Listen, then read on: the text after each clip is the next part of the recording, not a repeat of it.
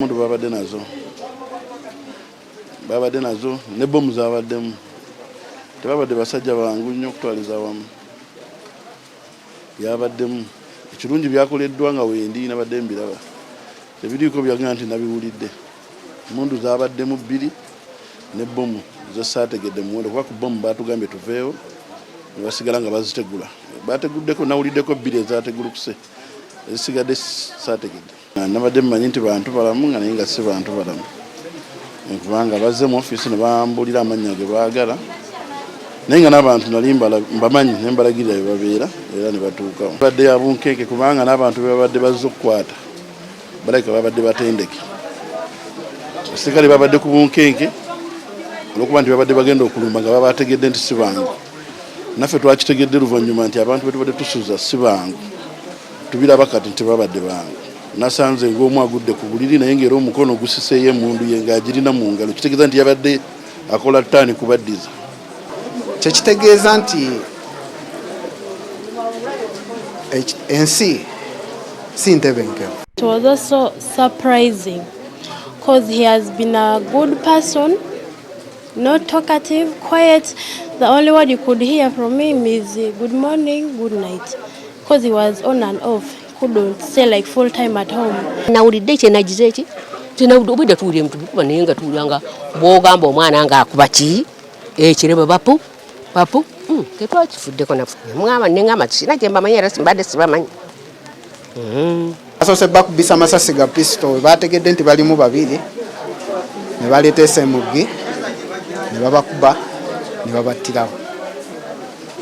So mu kulwanagana kuno kwabaddewo ematugga n'okuwanyisiganya amasasi abayekera babiri aba ADF Batidwa emmundu bbiri ne zinunulwa ate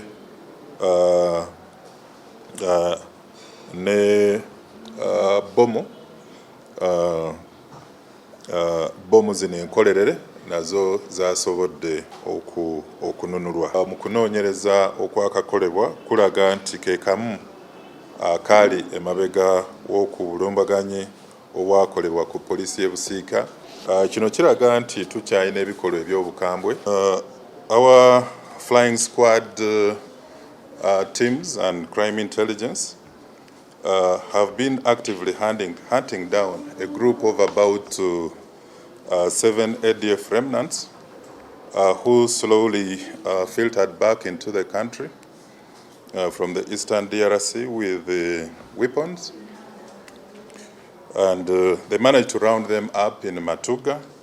And during the raid, there was a fierce exchange of gunfire that took place, which led to the killing or putting out of action of 2 ADF terrorists. We recovered 2 guns and explosives in one of the bags that was managed by the counter-terrorism team.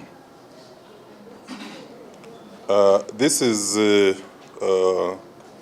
multiple intelligence that we had surrounding this group is that they were behind the deadly attack on Busiika police station, where 3 police officers were killed and 2 guns robbed and part of the officers burnt.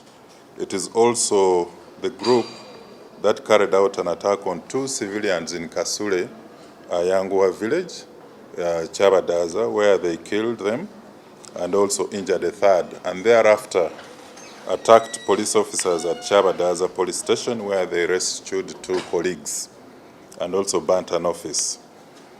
This shows that these ADF remnants continue to pose threats in Uganda and also carry out inspired attacks against civilians, police officers, and security facilities. Now, this counter-operation and strike by Flying Squad Unit, of course, followed multiple streams of intelligence that we've been carrying out. And so it was very, very successful that we managed to get the right perpetrators and assailants behind some of the attacks that have been occurring on stations. The IGP has come out to greatly applaud the Flying Squad Unit crime intelligence squads, counter-terrorism, and our territorial police for their acts of bravery in countering these terrorists and recovering the illegal guns that were in their hands. Now, I want this to be a reminder to any individual or groups that would like or wish to use violence against Ugandans and its visitors in the country, that no matter how far they run or how long they hide, we shall always get them and not relent in our efforts to hold them accountable for their inhuman and ruthless terrorist acts against Ugandans.